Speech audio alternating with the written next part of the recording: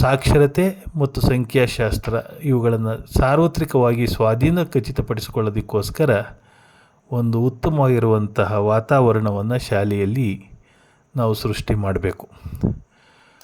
ಇದರಿಂದಾಗಿ ಪ್ರಮುಖವಾಗಿ ಆಟ, ಅನ್ವೇಷಣೆ ಮತ್ತು ಚಟುವಟಿಕೆ ಆಧಾರಿತವಾಗಿ ಶಿಕ್ಷಣವನ್ನು ಸಂಯೋಜಿಸಿಕೊಳ್ಳೋದಕ್ಕೆ ಒಂದು ತರಗತಿಯ ವಾತಾವರಣವನ್ನು ನಾವು ಸೃಜಿಸಿಕೊಳ್ಬೇಕು. ಸುಸ್ಥಿರ ಓದುವ ಮತ್ತು ಬರೆಯುವ ಕೌಶಲ್ಯಗಳನ್ನು ಹೊಂದಿರುವಂತಹ, ಆಲಿಸುವಿಕೆ, ಗ್ರಹಿಕೆಗೆ ಪ್ರೇರಣೆ ಕೊಡುವಂತಹ, ಸ್ವತಂತ್ರವಾಗಿ ಮಕ್ಕಳು ಅದರಲ್ಲಿ ತೊಡಗಿಸ್ಕೊಳ್ಳುವಂಥ ರೀತಿಯಲ್ಲಿ ಸಕ್ರಿಯಗೊಳಿಸ್ಕೊಳ್ಬೇಕು. ಗೊತ್ತಾಗುತ್ತಲ್ಲ. ನೋಡಿ ತಿನ್ನಲೆಂದು ಓಡಿ ಬಂದಿತು. ಇದನ್ನು ಅರಿತ ಕುದುರೆಗೆ ತಪ್ಪಿಸಿಕೊಳ್ಳಲು ಆಗದೆಂದು ತಿಳಿಯಿತು. ಆಗ ಅದು ಒಂದು